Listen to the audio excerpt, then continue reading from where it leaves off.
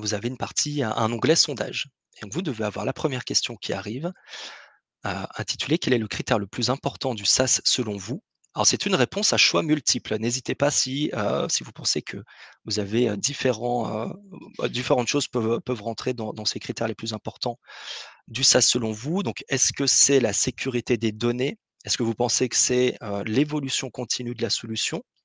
Est-ce que c'est le service tout inclus? Ou bien est-ce que c'est la performance? Donc n'hésitez pas, heu, sondage complètement anonyme, hein, donc on va pas on va pas, diffuser, mais c'est toujours intéressant d'avoir vos feedbacks. Ah, Pierre-Yves, je vois Pierre-Yves indique: «Nous n'entendons personne». Sylvain, je pense que oui, tu m'entends bien, heu, on a échangé. Est-ce que Pierre-Yves je vois que la question est posée. Est-ce que Pierre-Yves, ça va mieux? Est-ce que vous nous entendez? Bon, en attendant, ouais, c'est bon? Super. Alors parfait, merci Nathalie. Alors, je pense qu'on va pouvoir fermer le sondage, voir un petit peu si on a des réponses et bah, écoutez, en fait, il y a pas forcément une bonne réponse. C'est un peu tout ça le SAS. Ça vous permet ça vous permet évidemment, bah, alors je vais un peu spoiler la suite de la présentation, hein, mais ça c'est une meilleure gestion de la performance, de la sécurité, c'est de la mise à jour automatique et c'est finalement vous ne vous occupez, bah, de rien, si ce n'est, d'utiliser la solution. Mais on va bien évidemment échanger de tout ça dans cette présentation et justement, pourquoi le SAS? Pourquoi est-ce qu'on a choisi de vous parler de SAS aujourd'hui? Ben, on voulait déjà un peu revenir sur les défis des logiciels traditionnels. Donc les logiciels qui ne sont pas dans le SaaS, bah, ils présentent un certain nombre de défis, ces, logiciels traditionnels. Alors vous les percevez peut-être, tout dépend quand même de votre fonction, vous les percevez peut-être, dans votre quotidien, ou vous les voyez peut-être d'un petit peu plus loin, mais en tout cas, un des éléments qui caractérise les logiciels traditionnels, c'est un coût de maintenance élevé. Pourquoi? Parce que ça nécessite des ressources humaines en nombre assez important. Pourquoi des ressources humaines? Bah, parce que vous devez gérer les mises à jour, qu'elles soient mineures, majeures, qu'il s'agisse de patchs correctifs, d'évolutions légales, qu'il s'agisse donc, bah, d'opérations de maintenance, basiques, qu'elles soient en heures ouvrées, non ouvrées. Il faut également former, toutes ces équipes, toutes ces personnes. Donc formation des équipes IT, donc maintien, des compétences à jour, les former sur, les applications, sur les technologies. Donc tout ça évidemment demande du temps, demande des personnes pour le faire. Donc il faut aussi, bien sûr mettre en place toute la surveillance de la solution, pour gérer tous les aspects sécurité. Donc des ressources humaines en nombre, bah, qui ont forcément leur importance, mais vous avez également des ressources matérielles à prévoir. Vous le voyez là aussi, certainement de plus ou moins loin, mais un logiciel traditionnel hors SaaS nécessite une ou souvent plusieurs bases de données, hein, une base de production, une base de test, une base de recettes, peut-être encore plus. Ça nécessite des serveurs, ça nécessite des outils de surveillance.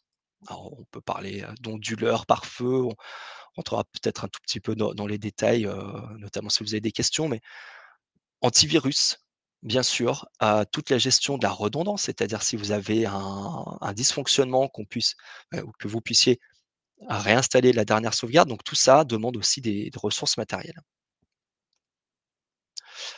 Si on revient sur les ressources humaines et notamment un point, assez crucial d'un logiciel traditionnel, c'est on vous délivre des mises à jour, de manière régulière que vous devez, installer.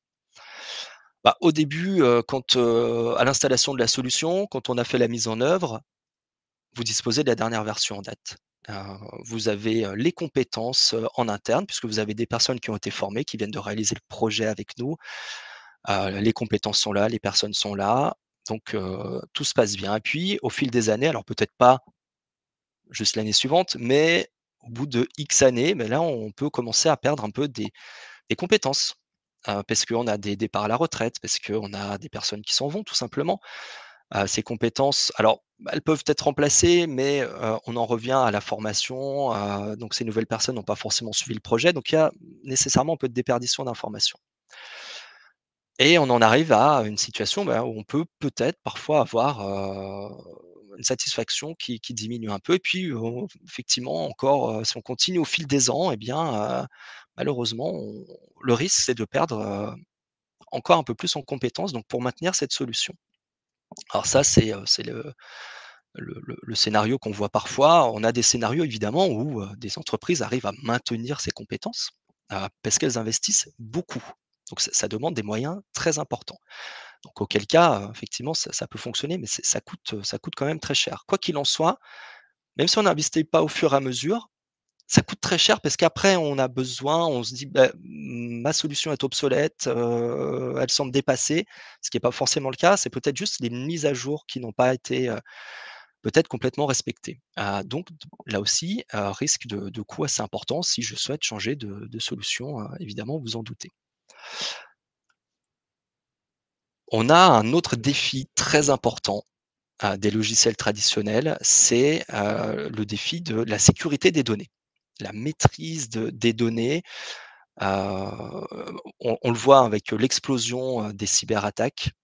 Malheureusement, alors c'est pas un phénomène récent, on le connaît depuis très longtemps. Néanmoins, depuis quelques années, il y a quand même une recrudescence, enfin vraiment une explosion, de ce phénomène, qui est, due à plein de facteurs. En tout cas, on a quelques chiffres ici.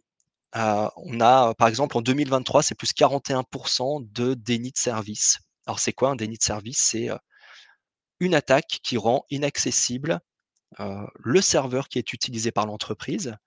Alors ça exploite des failles de sécurité, hein, ça peut aussi surcharger le fonctionnement, surcharger le système. Donc bref, on a un service qui n'est plus disponible.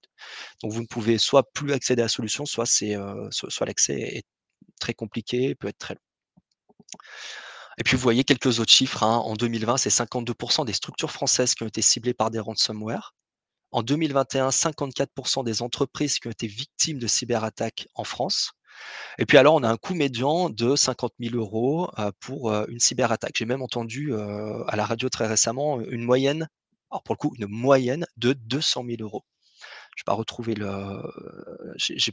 la source, mais néanmoins, c'est en tout cas des sommes évidemment très importantes. Donc, la sécurité, autre défi des logiciels traditionnels puisque vous avez, la responsabilité de la gestion de la sécurité de ces données.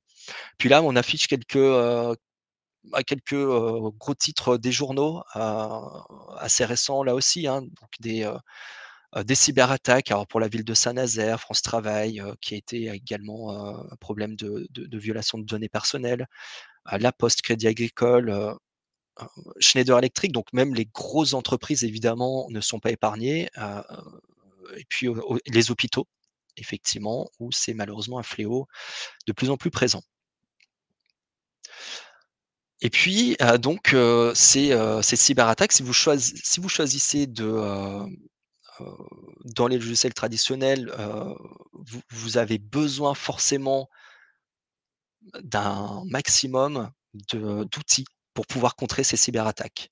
Alors on a quelques exemples ici, hein, des pare-feux, les détecteurs d'intrusion, évidemment mettre en place tous les outils de surveillance, puis d'une manière générale toute la politique, de sécurité de votre organisation. Et je crois Sylvain que tu voulais, rajouter quelques éléments à propos de justement de la gestion de la sécurité. Oui, Bruno, merci d'aborder ce sujet-là parce que c'est un sujet quand même extrêmement important compte tenu des données qui sont manipulées et qui sont des données, extrêmement sensibles. On a vu que le phénomène des cyberattaques n'est pas nouveau en soi, mais il a été exacerbé ces derniers temps, lors de la pandémie également, du fait du contexte, géopolitique et les cyberattaques maintenant sont devenues une réalité, mais quotidienne. Hem et d'autre part, elles sont toujours plus sophistiquées et encore plus complexes à détecter.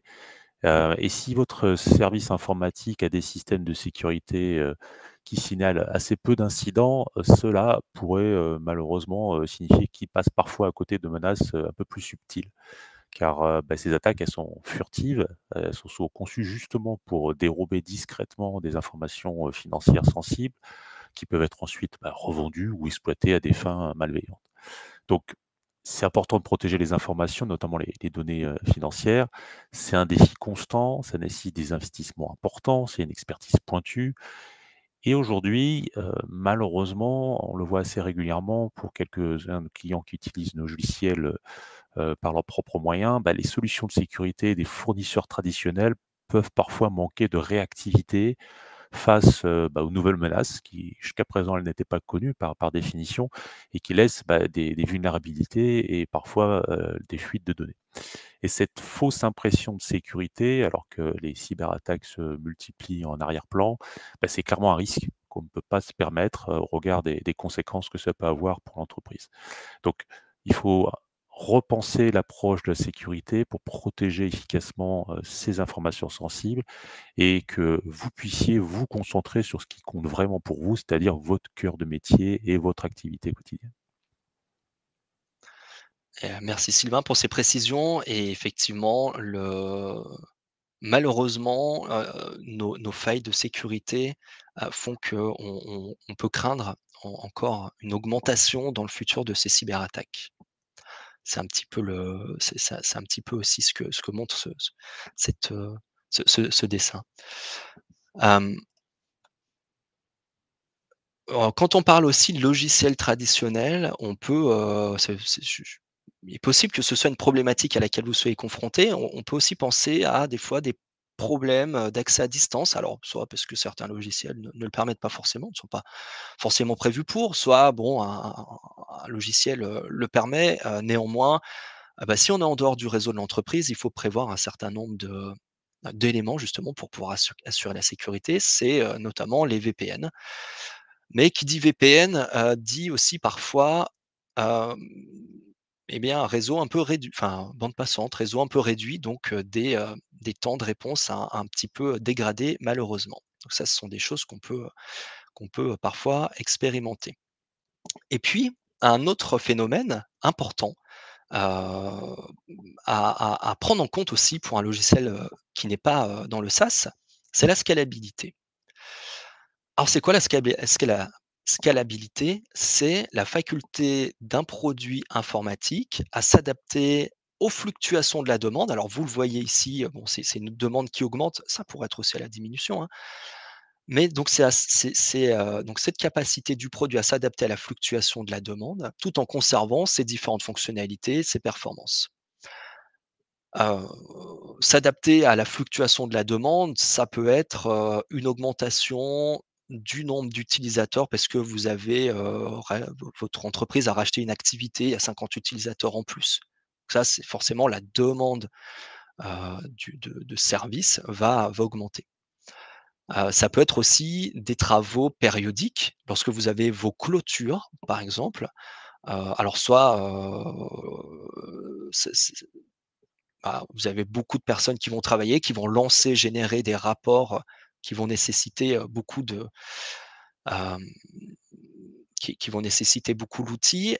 Donc ces travaux, ça va forcément avoir un impact, sur, la performance parce que, votre outil, il a été pensé à répondre à la demande à un instant T, hein. C'est ce qu'on voit dans cette ligne capacité du service. Il a été pensé pour répondre à cette capacité du service et puis, bah, le seul moyen que vous avez de pouvoir augmenter la réponse, du service, c'est, via l'architecture, IT, c'est de rajouter, des ressources, donc des serveurs, du stockage, de la CPU, et cetera.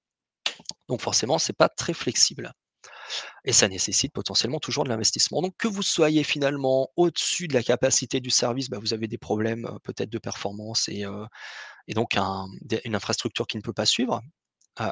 Si vous êtes en dessous, parce que ça peut arriver aussi, bah, finalement, vous êtes surdimensionné et c'est pas forcément, c'est pas forcément ce qu'on a de mieux. Donc ça, c'est un des défis également des logiciels traditionnels et donc, je te repasse la parole, Sylvain, pour la suite. Oui, merci Bruno. Donc on Taxas Edition a été, conçu en fait pour répondre à ces nombreux défis quoi, qui ont été évoqués à l'instant Et tout d'abord, nous proposons, un abonnement tout compris, adapté, à vos besoins. On veut quelque chose qui soit le plus simple possible, le plus lisible possible. Et puis ça signifie surtout que vous pouvez optimiser votre budget avec un abonnement qui est unique et qui est aussi flexible. Ensuite, pour nous, c'est une simplification de l'utilisation avec une facturation qui est basée sur l'utilisation, qui vous permet de payer uniquement ce que vous utilisez. Et puis avec Taxas Edition, bah, les mises à jour sont incluses, ce qui vous permet de bénéficier des dernières fonctionnalités très régulièrement et sans coût additionnel. C'est également l'accessibilité et la sécurisation du service, qui sont également au cœur de notre solution. Vous allez être en mesure d'accéder à toutes vos données de manière sécurisée où que vous soyez. Et encore une fois, on veut que ce soit, le plus simple possible pour que vous puissiez accéder au service. Enfin, on va garantir bien sûr des niveaux de service, élevés. On va offrir les meilleures performances pour une tranquillité d'esprit, puis surtout, c'est améliorer votre quotidien. Et on a mentionné la sécurité. Sachez que la sécurité de vos données est notre priorité. On se sent responsable de ça. Heu, on va pouvoir le voir juste après pour illustrer ça. Donc c'est la raison pour laquelle, avec le SaaS Talentia, bah, vous allez bénéficier d'une part de sécurité avancée grâce à un chiffrement renforcé des données. Les données sont, chiffrées bien sûr tant en transit, tant qu'au repos. On va bien entendu mettre un certain nombre de mécanismes de défense qui sont multicouches. Donc on a parlé de pare-feu applicatifs, qui sont des pare-feux extrêmement sophistiqués, qui sont spécifiques à l'application et au service qu'on vous délivre, des systèmes de prévention d'intrusion, des analyses proactives, ainsi qu'une gestion, stricte, des accès, basée, sur les rôles. Notre objectif, c'est de vous offrir le meilleur sur ce qu'il y a de mieux pour détecter, neutraliser proactivement les menaces avant même qu'elles puissent affecter vos données. On va également respecter tous les standards de protection de données, ce qui est très important vis-à-vis de la réglementation. Donc, on va aussi réaliser des audits réguliers, internes bien entendu, mais aussi externes. Et enfin, on va s'engager à une amélioration continue de nos services de sécurité. Par exemple, pour partager quelque chose d'extrêmement récent, on est en train de travailler à l'intégration d'une intelligence artificielle de nouvelle génération qui nous permet de corréler de nombreux événements. Et, quand je parle de nombreux, c'est des milliers, milliers toutes les heures, pour anticiper les menaces de demain, parce que les menaces de demain, par définition, on ne les connaît pas, donc on doit pouvoir avoir un coup d'avance. On a parlé de sécurité, ce qui est très important, mais la performance et la fiabilité du service, l'est également. Hem, pour garantir une performance optimale, l'architecture que nous avons mis en place pour, Taxas Edition, elle est conçue pour offrir des temps de réponse rapides et elle est hautement disponible de manière native. Donc on utilise une distribution typiquement, intelligente du trafic pour assurer, la meilleure expérience utilisateur et surtout sans interruption et puis, c'est également le cas même en période de forte demande. Et en termes de fiabilité, nous isolons l'ensemble des ressources et des données pour bien sûr, encore, améliorer la sécurité des services et de vos données et on assure une surveillance en temps réel avec une visibilité complète, des performances. Enfin, pour terminer, j'aimerais vous parler de notre garantie de service et de l'assistance que nous offrons, à l'ensemble de nos clients. Notre garantie de service inclut une accessibilité, de 24 heures sur 24, 7 jours sur 7. Donc ça permet d'avoir une continuité de vos opérations, comptables à toute heure, grâce à une infrastructure cloud qui est totalement résiliente. Et on offre également bien sûr un support client dédié avec une assistance, spécialisée via notre portail en ligne pendant les heures de bureau pour répondre à l'ensemble de vos questions. Nos engagements de service standards, garantissent, un temps de disponibilité de 99,5 du temps. Donc ça vous permet d'assurer une tranquillité d'esprit pour vous assurer que votre service fonctionne quand vous en avez besoin. Notez qu'on propose également des contrats de support avec des prestations plus élevées, pour s'adapter à des besoins spécifiques que vous pourriez avoir ou des besoins plus exigeants que vous pourriez également avoir. Heu, pour conclure, Taxas Edition, c'est, le service qui a été conçu pour vous offrir une solution qui est très flexible, qui est extrêmement sécurisée, qui est très performante, encore une fois, pour que vous puissiez vous consacrer, à votre cœur de métier qui est la gestion comptable. Je vous laisse avec de nouveau avec Bruno qui va vous expliquer, je crois, plus en détail comment on améliore justement très régulièrement le service avec de nouvelles fonctionnalités. Exactement. Merci Sylvain pour ces précisions très intéressantes. Et donc, de manière très concrète, qu'est-ce que, ça va changer pour vous, de passer, sur, donc cette version SaaS de votre outil, votre outil Talentia Accounting. Bah, déjà la première chose, c'est que, vous l'avez compris, les mises à jour, la maintenance, ce n'est plus votre problème. On s'en occupe via donc des mises à jour, de nouvelles versions sur une périodicité trimestrielle. Donc tous les trimestres, on va vous installer, toutes les nouvelles fonctionnalités, les améliorations, qu'on va, avoir, produites, dans les, 3 mois précédents. Donc ça, c'est quelque chose de régulier, on vous prévient. Vous pouvez d'ailleurs, enfin, on vous fait une installation sur votre base de recettes. Vous pouvez évidemment, regarder en amont de la base de production, ce que vous aurez comme nouveauté. Bien sûr, on a aussi la possibilité de pouvoir patcher de manière hebdomadaire en cas de correction, de bug, pas forcément critique, qui peut attendre quelques jours.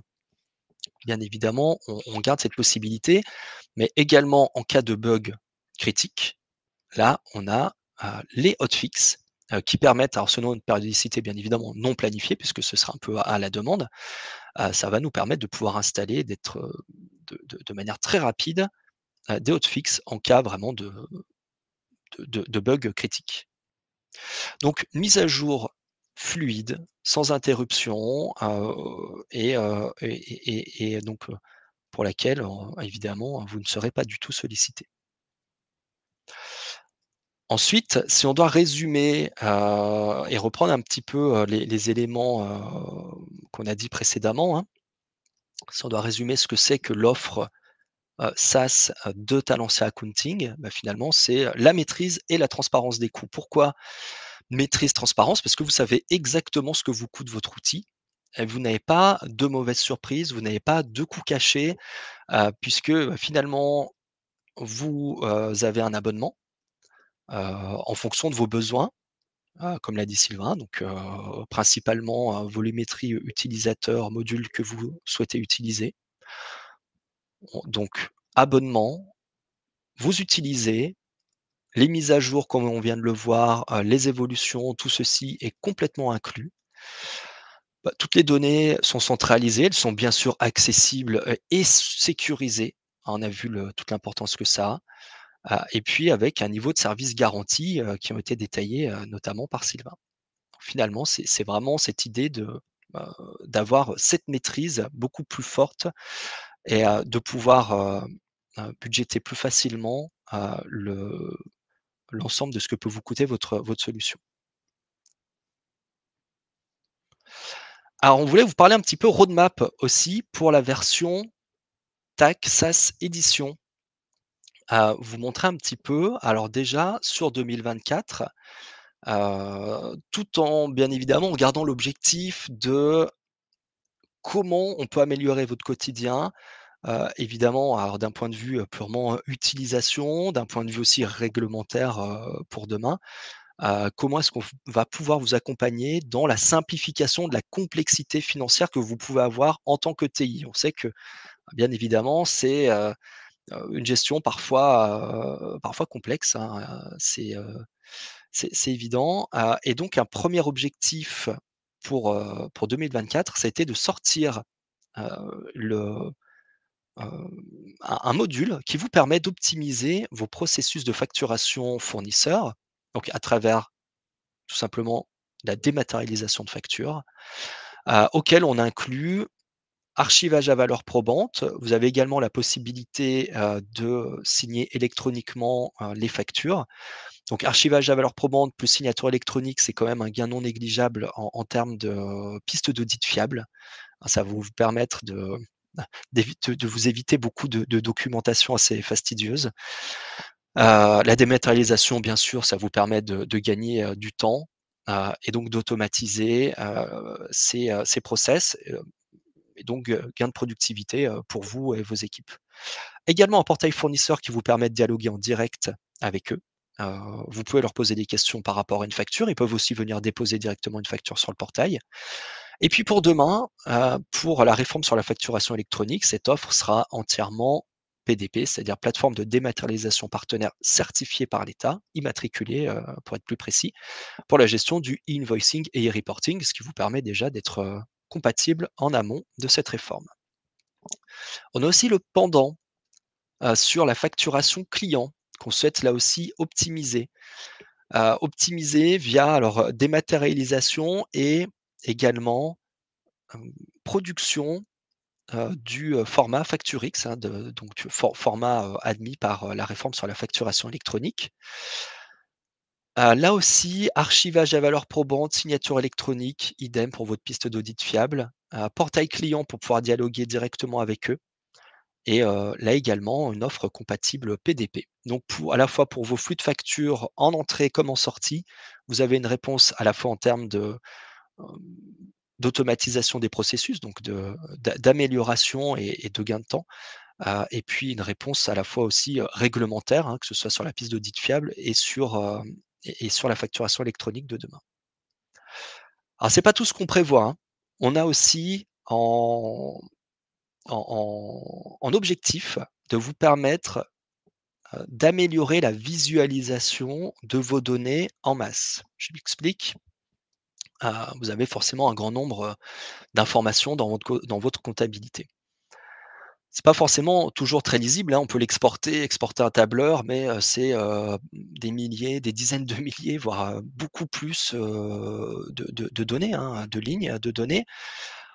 Évidemment comme ça, on ne sait pas toujours quoi en faire. Donc, l'objectif c'est, de pouvoir vous permettre d'avoir un outil à disposition pour pouvoir visualiser ces données, hein. C'est ce qu'on appelle les outils de data visualisation.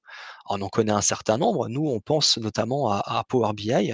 Ça peut être une bonne réponse, parce que c'est un outil connu, parce que c'est un outil très accessible, parce que, on de plus en plus de personnes savent le manipuler. Donc ça a quand même une grande notoriété, qui nous amène à nous dire: «Bah, développons quelques indicateurs, quelques KPI génériques, sur les données importantes, qu'on souhaite retrouver en compta». Bien évidemment, vous pourrez les modifier, les améliorer, vous pourrez en créer de nouveaux, ce sera à la demande.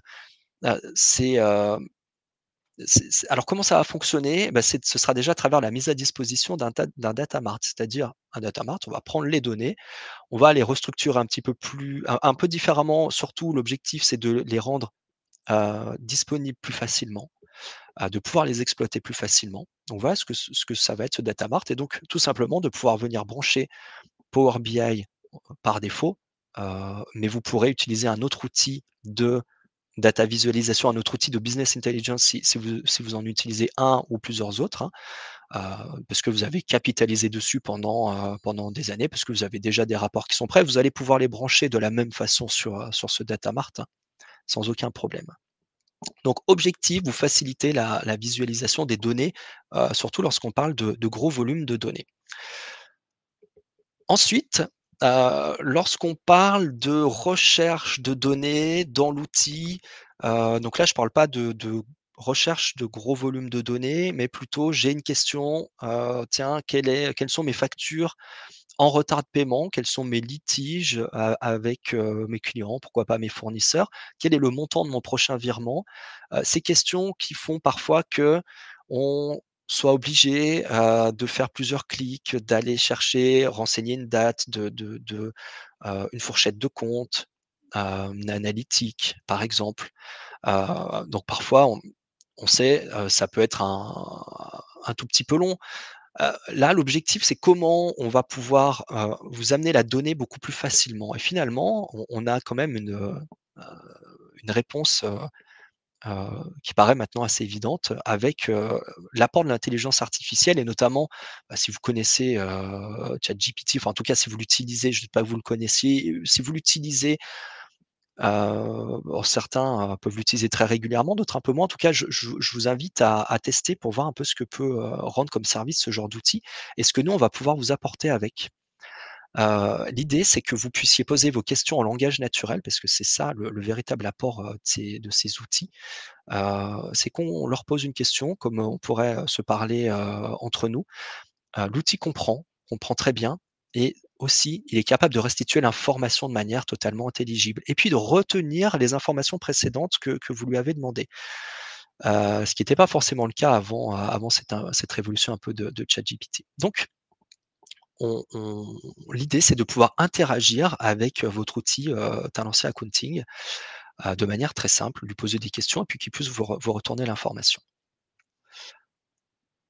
Et enfin, dernier élément de notre roadmap, c'est, comment, on peut, heu, permettre de meilleures interactions entre les différents systèmes entre les différentes briques de votre système d'information, donc en Talency Accounting et puis tout ce qui peut graviter autour.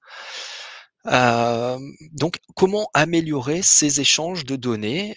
Donc là, l'objectif, ça va être de fournir un catalogue de web services. Alors qu'est-ce que c'est que les web services? C'est tout simplement la capacité d'un outil à échanger de la donnée en temps réel, enfin la capacité de différents outils d'échanger de la donnée en temps réel entre eux, sans, les échanges de fichiers traditionnels, qu'on peut connaître aujourd'hui, des gros fichiers, qui sont mis à jour, une fois par jour, la nuit généralement et puis, bah, je dois attendre 24 heures avant de pouvoir, voir, mon nouveau fournisseur, qui a été saisi dans mon ERP, métier, par exemple. Hem, donc voilà, comment, vous permettre d'avoir, une interaction beaucoup plus rapide entre vos différentes, briques, de vos différents outils. Alors comment, maintenant d'une manière assez concrète, comment est-ce qu'on vous communique la donnée? Comment est-ce qu'on vous informe de toutes ces nouveautés, lorsque vous êtes dans la version SaaS de Talency Accounting? Eh bien, de manière trimestrielle, on a de l'information qu'on vous pousse, mais aussi on organise, on lance ça à partir de juillet, ces webinaires trimestriels, donc qui sont vraiment dédiés à nos clients SaaS, pour pouvoir leur indiquer les dernières, nouveautés, les dernières évolutions, les améliorations, qu'on a mis à disposition. Ça va être aussi vous partager des success stories, des fonctionnalités, peut-être qui ne sont pas forcément mises en avant, mais qui peuvent vous apporter, un plus, donc des fonctionnalités clés.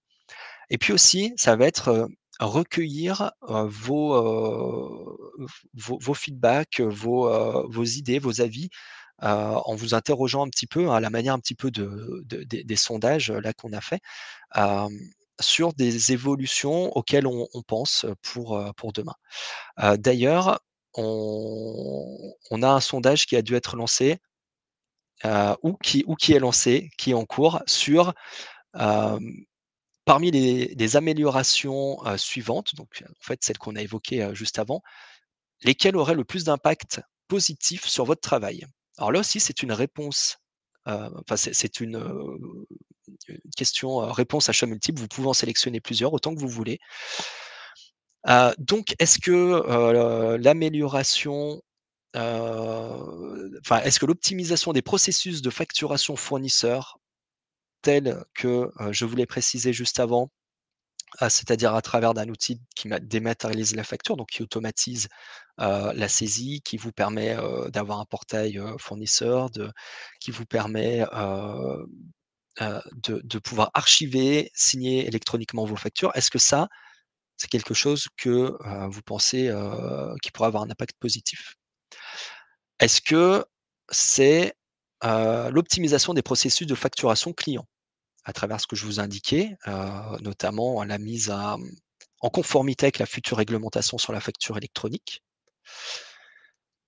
Vous pouvez aussi choisir la, facilitation, une visualisation plus simple de grands volumes de données. Donc à travers l'exemple que je vous, donnais, sur, Power BI, voilà, en vous mettant à disposition un outil et des indicateurs KPI, standards. Est-ce que c'est une assistance intelligente à la recherche de données, au travers notamment, des outils IA, hem, qu'on va pouvoir utiliser? Ou alors est-ce que c'est, l'amélioration des échanges de données entre systèmes, ce dont je vous parlais? Alors au travers des web services, donc ce qu'il faut retenir, c'est l'échange en temps réel de données entre, vos différentes briques applicatives. Alors encore une fois, vous pouvez, c'est une réponse à choix multiples. vous pouvez en sélectionner autant que vous voulez et on sera ravis d'avoir vos retours là-dessus. Allez, je pense qu'on peut clôturer le sondage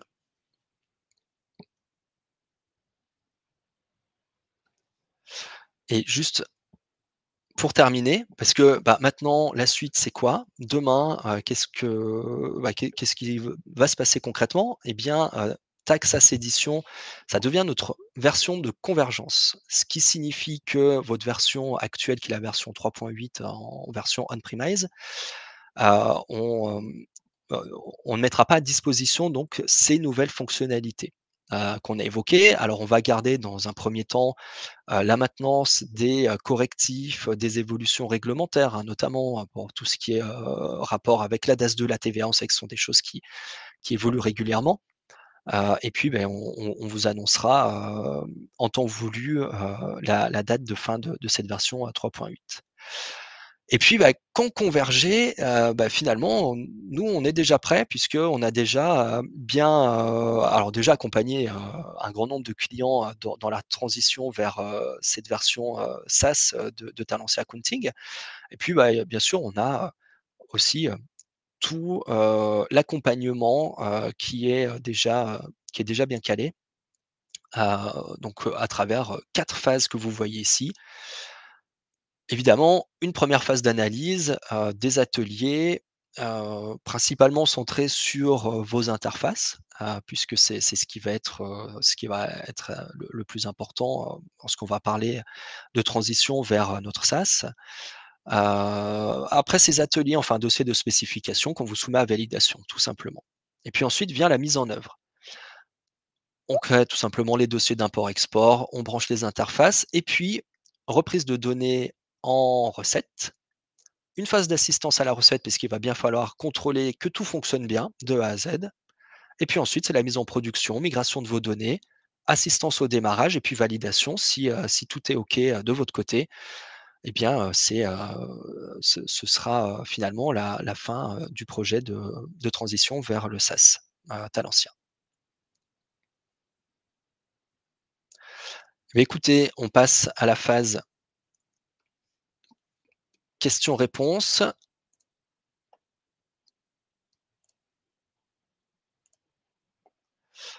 Alors, écoutez, merci pour vos questions. Joël, je vois une question: «Est-il possible, à l'aide de tokens, de pouvoir faire des requêtes sur la base de données?» Alors Sylvain, c'est peut-être une question à laquelle, je pourrais te laisser répondre, Mmh. si ça te convient. Ça me convient très bien et merci pour cette question. Puis on comprend très bien que certains clients souhaiteraient, accéder à la base de données pour, certainement intégrer, Talentia SaaS Accounting avec, leur système d'information. Techniquement d'ailleurs, sachez qu'on utilise nous-mêmes des tokens, hein, donc tokens, c'est simplement des petits jetons, qui sont, authentifiés et qui permettent d'accéder à tout ou partie, des informations contenues dans la base de données. C'est quelque chose qui est techniquement, possible. Ce qui sera encore plus intéressant, c'est de comprendre quelles sont les données auxquelles vous accédez parce qu'on fournit déjà de nombreuses interfaces qui vous permet, d'accéder à la donnée sous différentes formes et puis, Bruno vous a fait part aussi d'un certain nombre de fonctionnalités qui sont déjà là ou qui vont arriver très prochainement, qui vont permettre encore de faciliter, l'accessibilité à ces données ou faire du traitement de grands volumes. Et c'est ce qu'on souhaite plutôt privilégier et c'est pour ça qu'on est très, très intéressé de comprendre comment vous voulez qu'on vous restitue les informations pour qu'elles soient les plus intelligibles pour vous et les rendre aussi les plus facilement intégrables dans vos systèmes d'information. Donc pour répondre, en résumé, c'est techniquement on peut le faire, mais c'est pas forcément ce qu'on souhaite le faire parce qu'on souhaiterait vous donner plutôt un service, qui est beaucoup plus abouti pour vraiment, vous faciliter l'intégration, des informations dans votre système d'information. Donc n'hésitez pas à revenir vers nous pour préciser les cas d'usage précis, qui nécessiteraient de le faire. Alors, une précision apportée par Joël qui nous dit: «Je pensais plutôt à des requêtes VBA». À voir, faut qu'on regarde le cas particulier. Techniquement, il y a OK. on peut le faire, hein, si Et c'est pour être très, très concret. Après, il faut qu'on regarde effectivement le cas d'usage précis, ouais. très bien. Merci pour la réponse Sylvain. Joël, je vous invite à, bah, peut-être à ce qu'on puisse prendre contact, bon je sais qu'on se connaît déjà, hein, mais pour parler un peu plus précisément, de ces cas qu'on puisse un petit peu les étudier ensemble. Merci en tout cas pour ces questions. Une autre question, le Facturix pardon, n'est prévu que sur la version SaaS. Alors oui, il est prévu que sur la version SaaS. Aujourd'hui, en fait, on a un certain nombre de spécifications qui ont été fournies par l'administration fiscale. Ce qui nous permet de commencer à travailler. Bon, on sait ce que c'est qu'un Facturix, hein, globalement, enfin dans les, je dirais 90-95 au moins, on a, les spécifications, on sait déjà le faire. Enfin, on sait déjà le faire, en tout cas, on est prêt pour le faire, ça, on n'a aucun problème. Sauf que l'administration fiscale,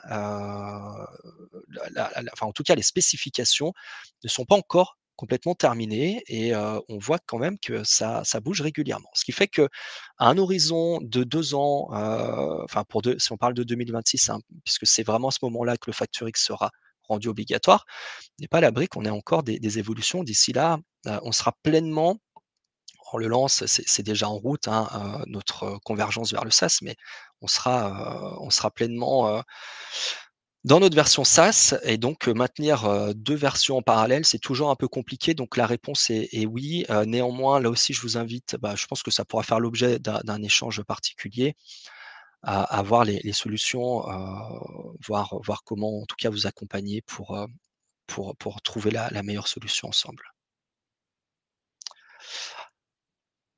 Ensuite, je vois une question de Florence. Combien de clients sont-ils déjà passés en SaaS? Alors on a une grosse vingtaine de clients. On a plus de 20 clients qui sont déjà passés en SaaS. On en a quand même assez régulièrement. Au dernier décompte que j'ai en tête, on avait dépassé les 20. Voilà, donc on a déjà quand même un très gros retour d'expérience sur le sujet. Alors plus globalement, là, on parle de TAC, mais sur l'ensemble de nos produits, on a plus d'une centaine de clients Merci, qui c'est vrai, sont déjà, dans ce mode de fonctionnement qui est la bien tendance, sûr. naturelle aujourd'hui, clairement, on l'utilise à titre personnel certainement sur vos téléphones mobiles ou autres, tout est sous forme de service. On veut simplement pouvoir consommer le service et passer moins de temps à des choses un peu techniques et vraiment, rendre le service rendu. Donc c'est une tendance qui est naturelle, qui est une tendance qui devient de plus en plus forte, de par la demande des utilisateurs, hein, qui au quotidien disent: «Bah, moi, je veux simplement utiliser le service, j'ai pas envie de me poser la question de savoir comment je dois faire une opération complexe pour intégrer telle ou telle donnée». Nos clients nous le demandent, en fait. Donc nous souhaitons le faire, mais nos clients le demandent de plus en plus. Donc c'était important pour nous pour ceux qui ne le seraient pas encore, en tout cas, de vous inciter à le faire et de vous accompagner.